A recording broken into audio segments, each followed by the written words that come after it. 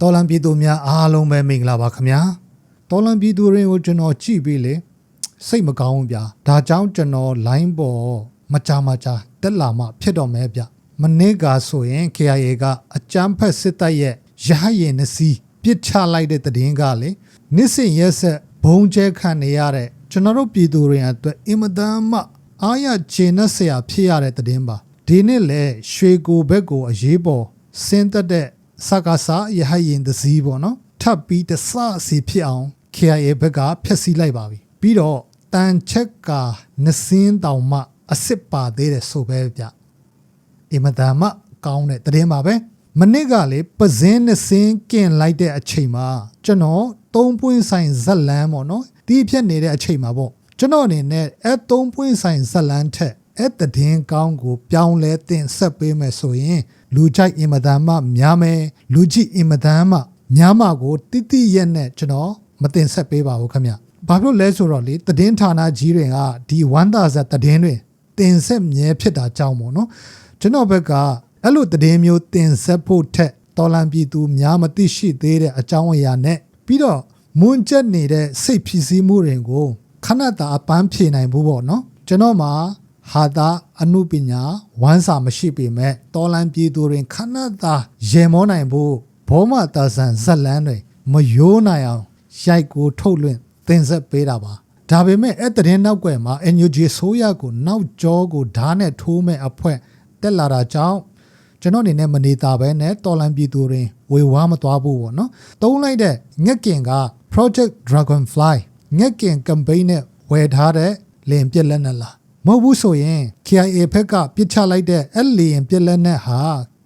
FPNCC ရဲ့လက်ချက်မကင်းကြောင်းပေါ့နော်တည်င်းဖွာပြီးတင်ဆက်လာတဲ့အကြောင်းအရာနောက်ွယ်မှာ FPNCC ရဲ့ရှုဝဲချက်ပေါ့နော်ကျွန်တော်တွေးတော်နေရင်းနဲ့ဘာပဲဖြစ်ပေါ့နော်တော်လန်ပြည်သူတွေတည်တဲ့အကြောင်းအရာတချို့ကိုကျွန်တော်ဖွင့်ချအလင်းပြလိုက်ပါတော့မယ်ခင်ဗျကဲမပန်ဆယ်လိုရဲ့ Project Dragonfly ပေါ့နော်ဒီအကြောင်းကိုကျွန်တော်တွေ့ဝဲမနေဘူးဗျာလိုရင်းတူရှင်းပြောပြပေးမယ်ဗျ Project Dragonfly ရေမှန်းချက်ကဒေါ်လာ1 သန်းတောင်မရှိဘူး10 သိန်းမရှိဘူးဒါပေမဲ့အဲ့ campaign ကိုပြည်သူတွေကလည်းနာကြီးချက်ကြောင့်ထင်ထားတာတဲ့1 သန်းကျော်အချိန်တူခဏတူလေးမှာရရှိသွားတယ်ပြောရမယ်ဆိုရင်တော့လေရင်ပြစ်ဆိုတာက G2G တရားဝင်ဝယ်လို့ရတဲ့လက်နက်ဖြစ်တယ်2021ရွေးကောက်ပွဲမှာအနိုင်ရတဲ့ NLD ပါတီကိုအကြမ်းဖက်စစ်တပ်ကအာဏာသိမ်းပြီးတော့တမရနဲ့အမေစုကိုဖမ်းဆီးထားတယ် NLD ပါတီ CRPH ကနေဖွဲ့စည်းထားတဲ့ NUG အစိုးရကိုကပ္ပနိုင်ငံအသီးသီးကလေနဲ့ပဲထောက်ခံပေးတယ်ပေါ့ဗျာအရှင်းဆုံးပြောရမယ်ဆိုရင် G2G လေရင်ပြစ်လက်နဲ့မယောင်းပေးဘူးဒါကြောင့်ဒီ Project Dragonfly ကနေရရှိတဲ့ငွေကြေးနဲ့လေရင်ပြစ်ရရှိဖို့ပေါ့နော်လက်နဲ့မောင်ခိုပွဲစားလမ်းကြောင်းနဲ့စ조사သေးတယ်ဒါပေမဲ့အလင်ခံသိတယ်ပြည်တွင်းမှာလေရင်ပြစ်လက်နဲ့ရှိတဲ့အဖွဲ့အစည်းတွေပြောရရင် FPNCC အဖွဲ့အစည်းပေါ့ဒါကလည်းတာကောကြီးရဲ့ကန့်သက်ချက်နဲ့ NUG ကိုရောင်းချခွင့်ပိတ်ပင်ထားတယ်ဒါကြောင့် Project Dragonfly က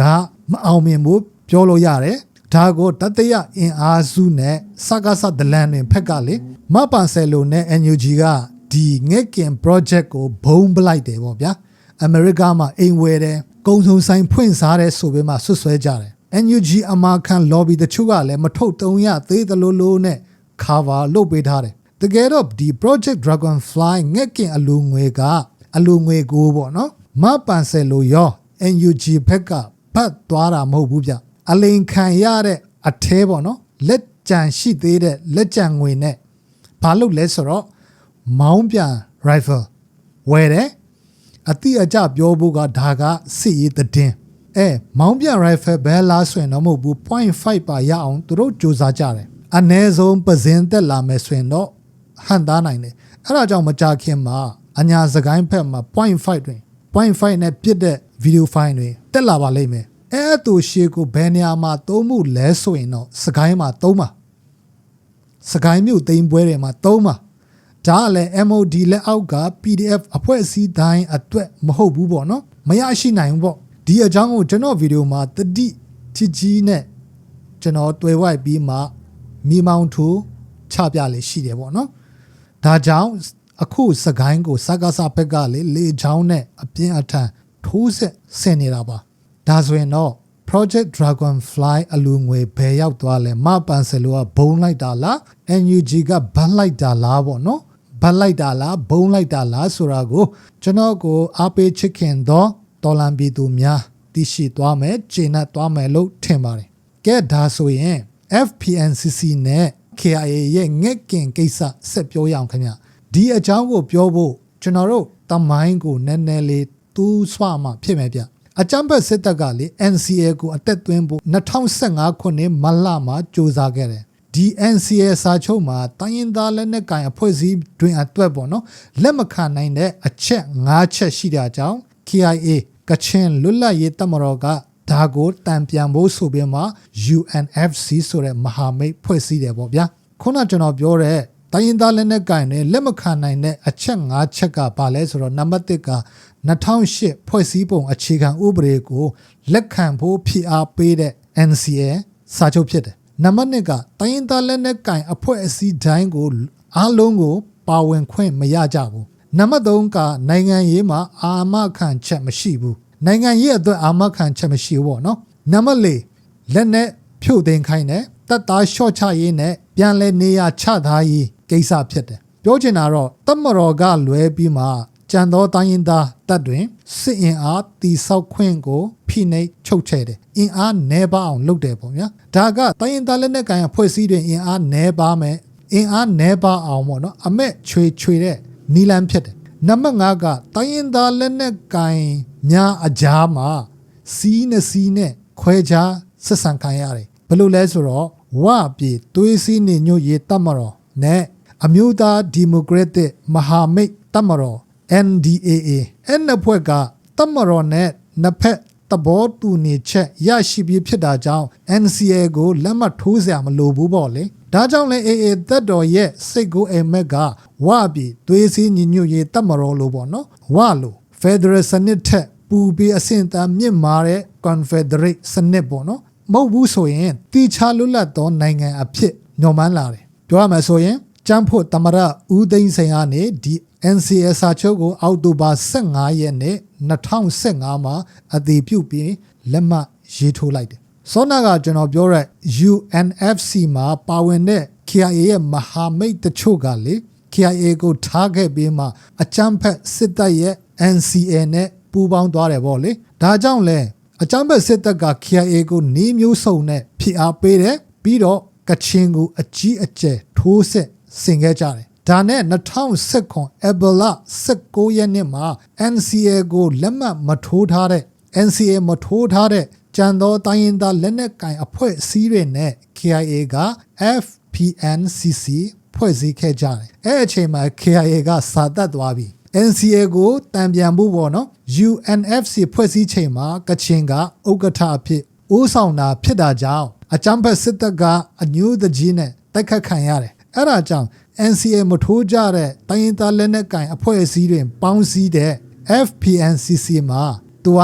ဝကိုဥက္ကဋ္ဌယူခိုင်းတယ် KIA ကဒုဥက္ကဋ္ဌနေရာပဲယူလိုက်တယ် FPNCC ရဲ့သဘောတူညီမှုဘုံရည်မှန်းချက်က FPNCC အဖွဲ့အစည်းထဲကအဖွဲ့အစည်းတစ်ဖွဲ့နဲ့ပေါ့နော်စကားစားနဲ့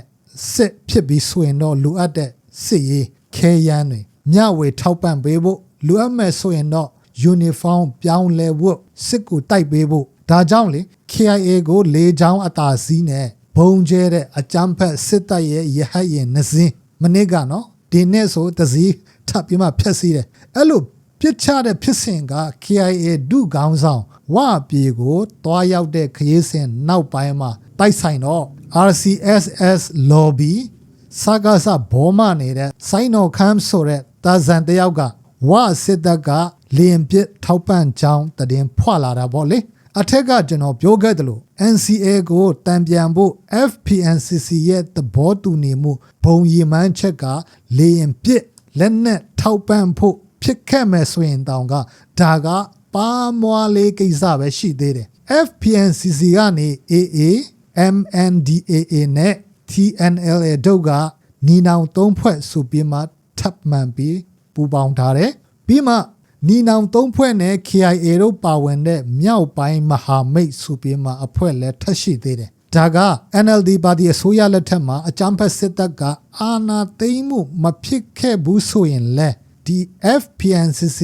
လက်မဲနောက်မှာနီနောင်သုံးပေါ်မြောက်ပိုင်းမဟာမိတ်တစ်တုံညနှစ်ခွန်စစ်စင်ရေးလိုပဲပေါ့နော်သူတို့ကကြိုတင် plan ချထားတဲ့စစ်စင်ရေးဗျူဟာကရှိထားပြီးသားဖြစ်ချင်တော့ຫນွေဦးတော်လိုင်းရင်မထင်မှတ်ပဲဖြစ်တော့ဒီ FPNCC နီနောင်သုံးပေါ်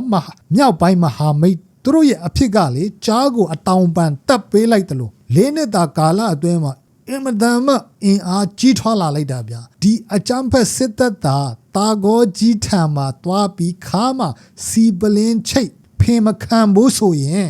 နေပြည်တော်အထိတက်ချိတ်ခံနေရလောက်ပြီဗျအသေးချာဆုံးပြောနိုင်တာကဒီစတန်ဒက်အာမီဆိုတဲ့အကြမ်းဖက်စစ်တပ်ထက် FPNCC ရဲ့စစ်ရေးအင်အားစစ်ရေးစွမ်းပကားကတော့လေ next level အဆင့်ထိရှောက်ရှိနေပါပြီကဲနောက်ဆုံးအနေနဲ့ KIA ပြစ်ချလိုက်တဲ့ပဇင်းကင်ကို FPNCC ဥက္ကဋ္ဌကထောက်ပံ့ပေးတာလားမဟုတ်ဘူးဆိုရင်အရင်ကတည်းက KIA မှာရှိထားတာကိုအခုမှသုံးရတာလားဆိုရက်လိုဝက်ချက်ကိုသိချင်တယ်ဆိုရင်တော့လီမိုလို့ထုတ်ပြောရမှာလားဘောမတာဇန်အထီအမတွေဒါကတော်လန်ရေးပြီးဆုံးသွားတဲ့အထိရှုဝဲထားရမယ်စစ်ရေးသတင်းပြကောင်းပါပြီကျွန်တော်တို့နောက်ဗီဒီယိုများမှာပြန်လည်ဆုံစည်းကြပါမယ်တော်လန်ပြည်သူများကိုစိတ်နှပြချမ်းမှရွှင်လန်းကြပါစေခင်ဗျာ